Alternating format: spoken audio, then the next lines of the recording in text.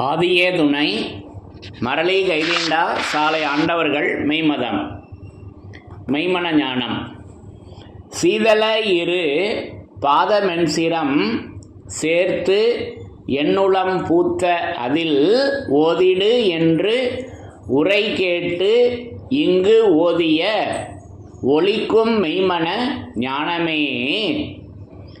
சீதள இரு பாதமென்சிரம் சேர்த்து என் உள்ளம் பூத்த அதில் ஓதிடு என்று உரை கேட்டு இங்கு ஓதிய ஒளிக்கும் மெய்மன ஞானமே.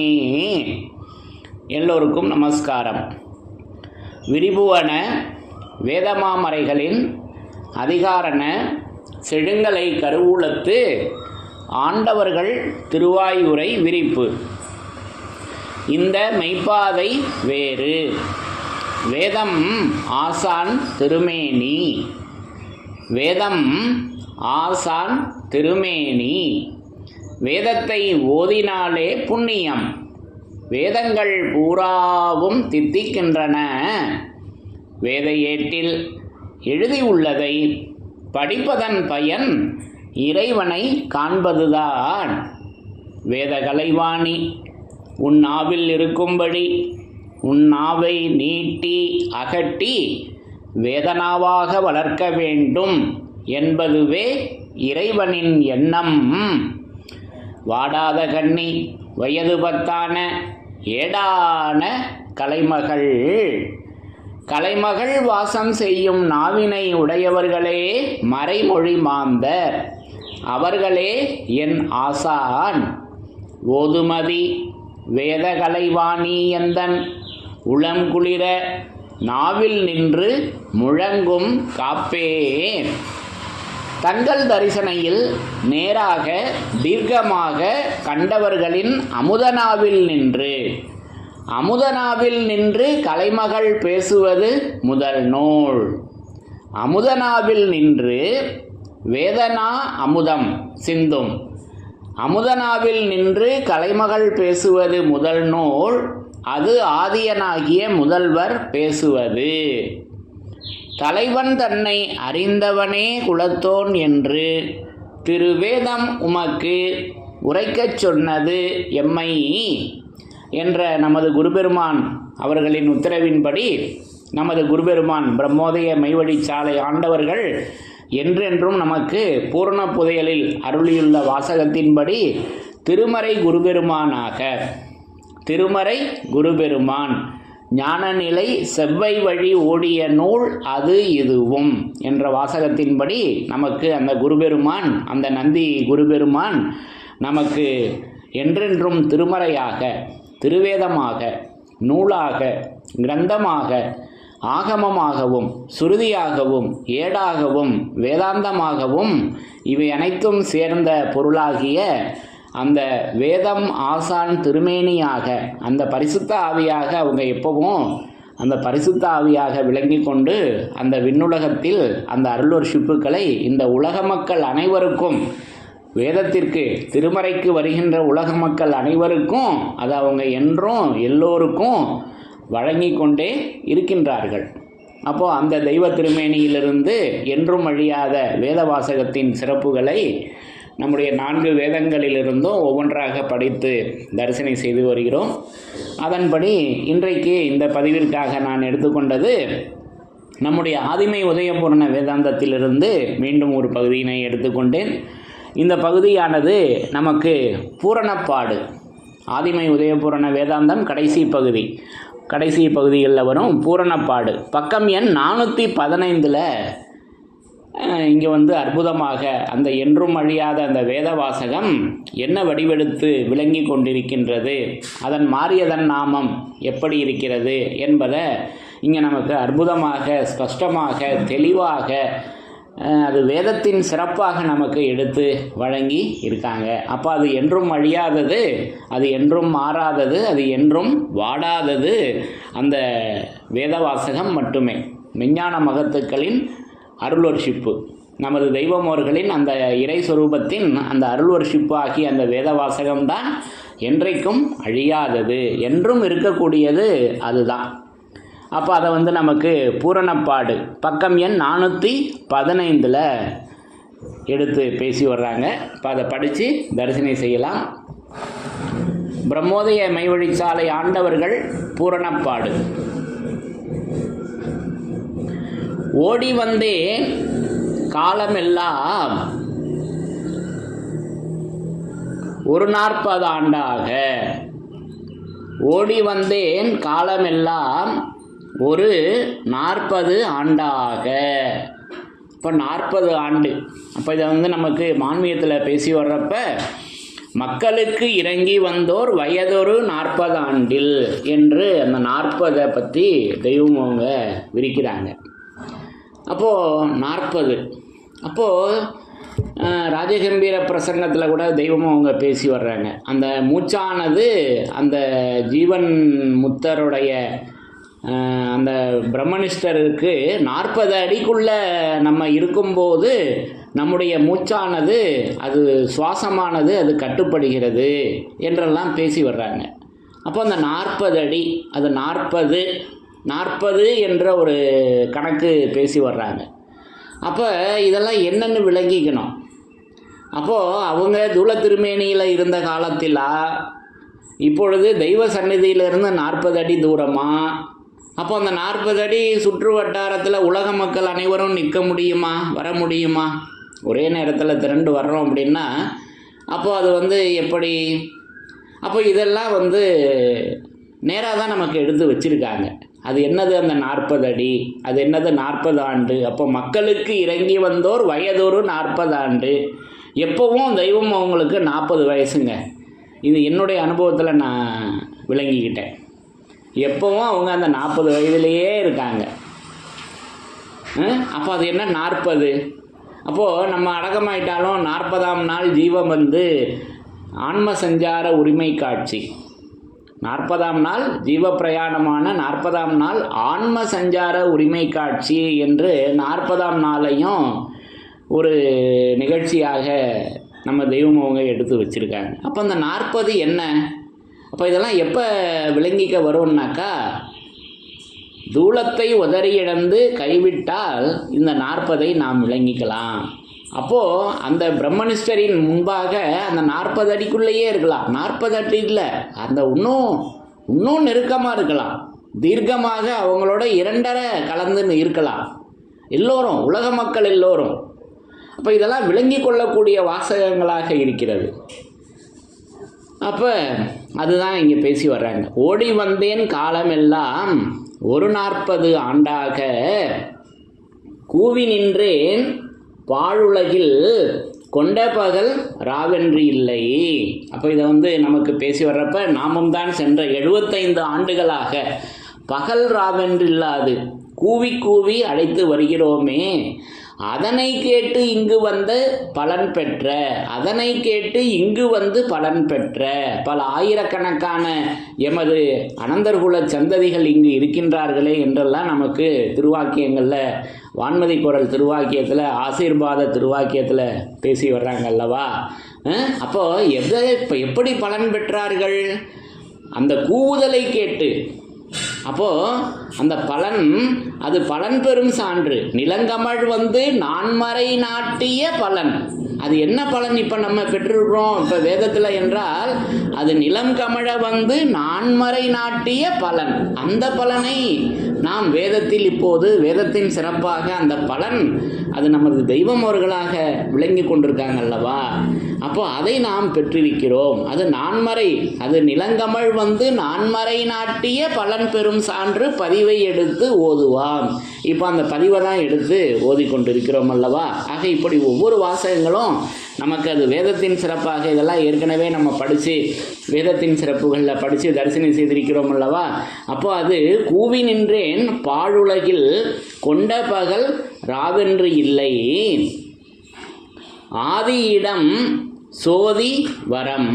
அப்போ அந்த வரம் இதெல்லாம் நம்ம நேற்று அந்த வரங்கள்லாம் பற்றி படித்து தரிசனம் செய்தோம் அல்லவா.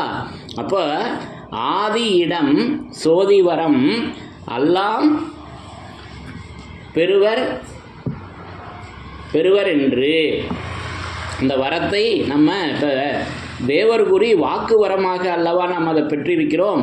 அப்போ அது ஓதி நின்றேன் பாருலகில் உற்ற ஓதி நின்றேன் பாருலகில் உற்ற கலித்திரளில். அப்போது இந்த கலிக்கடையில் அவங்க நமக்கு இந்த அருள்வர்ஷிப்புகளை எல்லாம் எடுத்து கொடுத்து வர்றாங்க. அப்போ ஓதி நின்றேன் பாருலகில் உற்ற கலித்திரளில் மண்ணிலுற்ற என்பாடு மாதவத்தோர் தான் அழுதார். பாருங்க, அப்போ அந்த மாதவம் கொண்ட அந்த மலை, அப்போ அந்த மாதவத்தை கொண்ட நமது தெய்வம் அவர்கள் நமக்காக அழுகிறார்கள். ஏன்னா விஸ்வநாத உயிராணி திருவசனத்தில் பேசி வர்றாங்க, இன்னொருவர் படுகிற அவஸ்தையானது எமக்கு பயமாக இருக்கிறது. சத்தியமா பயத்தினால் நான் சொல்லுகிறேன் உன்னிடத்தில், நீ என்னிடத்திலே கேட்கவில்லை, நான் உன்னிடத்திலே வலிய சொல்லுகிறேன், வலிய வந்தா சொல்லணும் இது என்று அவங்க ஏங்கி அழுகிறாங்க, நமக்காக அழுகிறாங்க. அப்போ நம்ம அந்த யமனுடைய சந்திப்பில் படுகிற அவஸ்தை எனக்கு பயம் தெரியலங்க. இப்போ நான் அந்த யமனுடைய சந்திப்பில் போய் அவஸ்தைப்பட போகிறேன், அவஸ்தைப்பட்டுக்கிட்டு இருக்கேன், அது எனக்கு தெரிய மாட்டேங்குது. அப்போது அதுக்காக யார் அழுகிறாங்கன்னா நம்ம தெய்வம் அவர்கள் அழுகிறார்கள். நல்லா இதெல்லாம் என்னென்னு விளங்கிக்கணும். இதெல்லாம் என்ன என்பதை வேதமாமறையில் நல்லா அழகாக அற்புதமாக திருவாக்கியங்களில் இதற்கான விரிப்புகள்லாம் இருக்குது. அப்போ அழுகை, அப்போ அழுகை என்பது யானே போய் என் நெஞ்சும் போய் என் அன்பும் போய் வினையன் அழுதால் உன்னை பெறலாமே.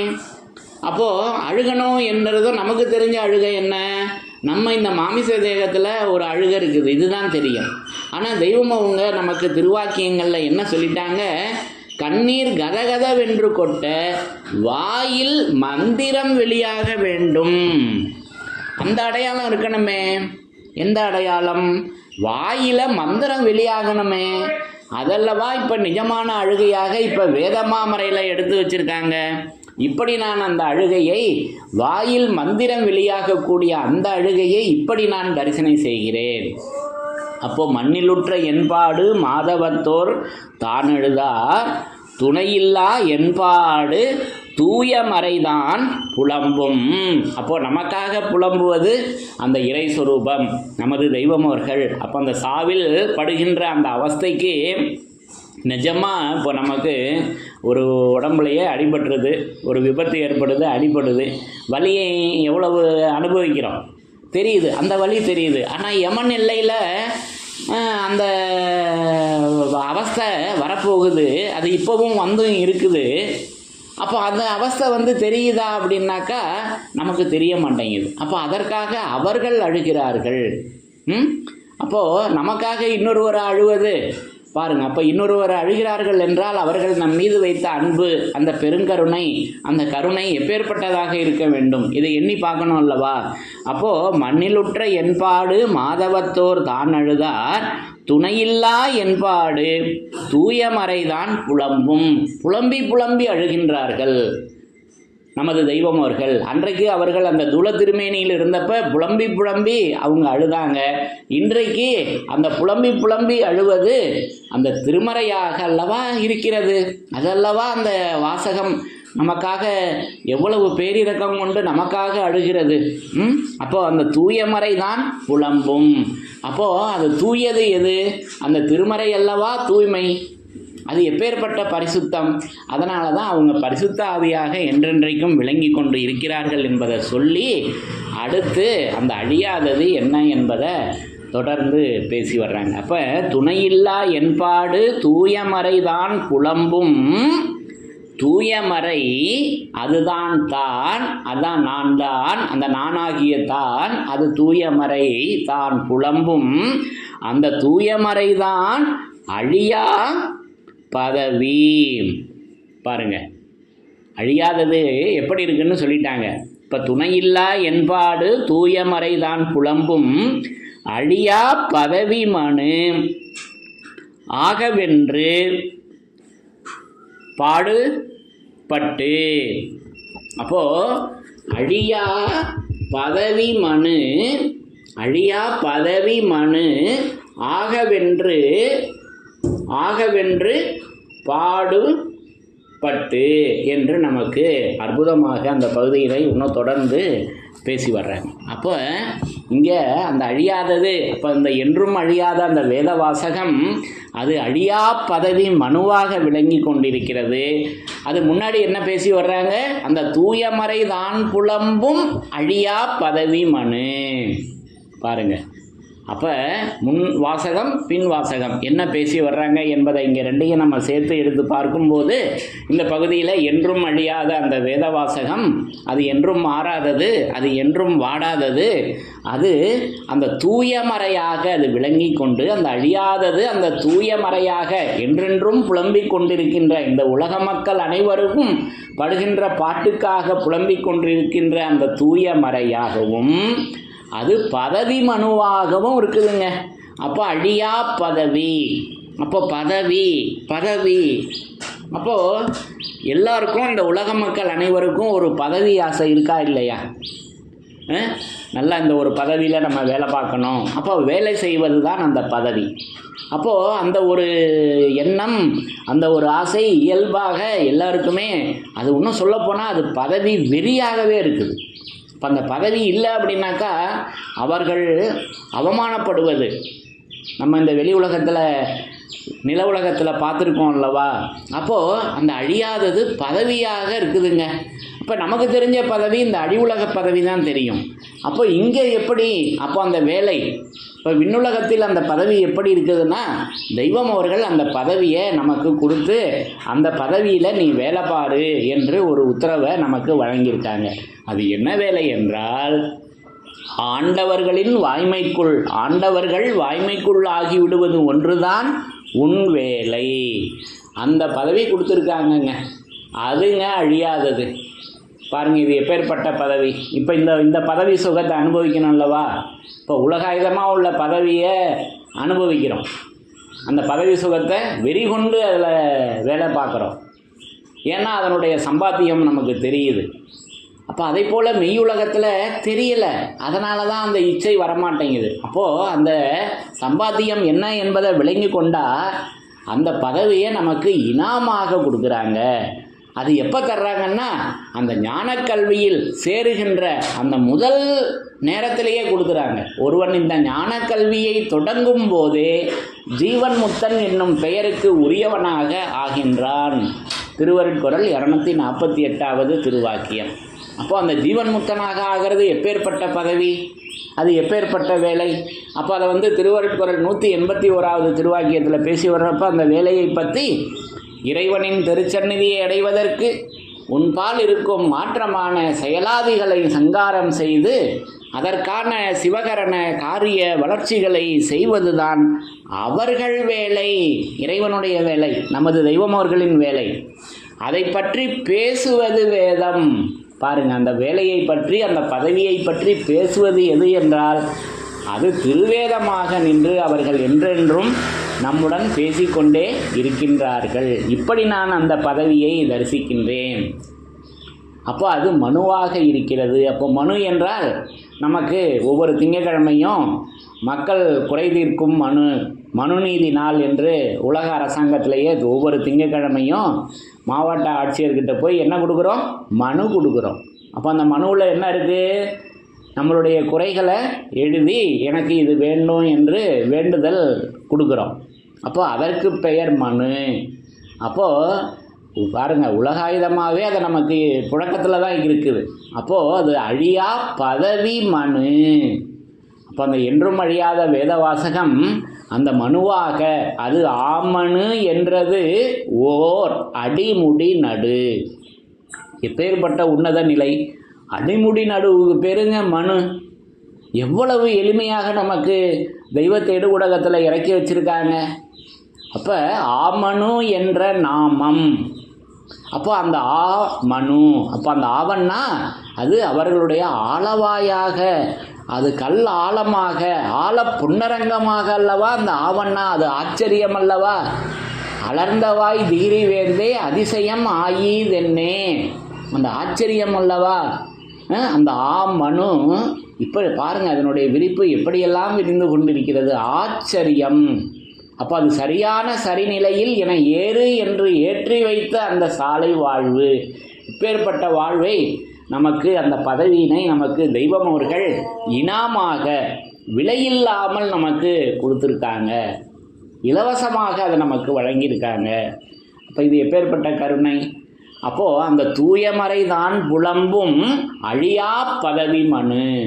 அப்போ அந்த என்றும் அழியாத அந்த வேத வாசகம், அந்த திருமறை அல்லவா நமக்காக புலம்புகிறது, அது அல்லவா அழியாதது, அது பதவியாக இருக்கிறதே, அது மனுவாக இருக்கிறதே. இப்படி நான் அந்த அழியா பதவி மனுவை இப்படி நான் வேதத்தின் சிறப்பாக, வேதம் ஆசான் திருமேனியாக அந்த புலம்புகின்ற, நமக்காக இந்த உலக மக்கள் அனைவருக்கும் புலம்புகின்ற அந்த திருமறையாக நான் தரிசனை செய்கிறேன் இந்த பகுதியில். ஆக இப்படி ஒவ்வொரு இடங்கள்லையும் நமக்கு வேதத்தின் சிறப்பை முன்னிறுத்தி நான் என்றென்றைக்கும் அந்த என்றும் உள்ளவராக, என்றும் உள்ளவரை சேர்வோம் என் பிறவியரே வாரீர். அந்த என்றும் உள்ளவர், அந்த ஈசன், அந்த சிவபெருமான், அந்த ஆதிபிதா நமக்கு வேதமாக, வேதம் ஆசான் திருமேனியாக விளங்கி கொண்டிருக்கின்றார்கள் என்பதை இப்படி ஒவ்வொரு இடத்திலையும் நிரூபணை செய்து இருக்கின்றார்கள் என்பதை நான் இந்த பகுதியில் மீண்டும் இப்படி நான் விளங்கி கொண்டேன். ஆகவே அந்த என்றும் அழியாத வேதவாசகம் அது துணையில்லா என்பாடு தூயமறை தான் புலம்பும் அழியா பதவி மனுவாக, அந்த அழியாத என்றும் அழியாத அந்த வேதவாசகம் அது என்றும் மாறாதது, அது என்றும் வாடாதது, அது புலம்புகின்ற திருமறையாக, அது பதவி மனுவாக இப்படி அழியாமல் என்றென்றும் நிலைத்திருக்கிறது என்பதை நான் இந்த பகுதியின் மூலம் விளங்கி கொண்டேன் என்று கூறி, என்றும் அழியாத, என்றும் மாறாத, என்றும் வாடாத வேதவாசகத்தின் சிறப்புகள் தொடரும். தலைவன் தன்னை அறிந்தவனே குலத்தோன் என்று திருவேதம் உமக்கு உரைக்கச் சொன்னது எம்மை. என்றும் அழியாத வேதவாசகத்தின் சிறப்புகள் தொடரும். எல்லோருக்கும் நமஸ்காரம்.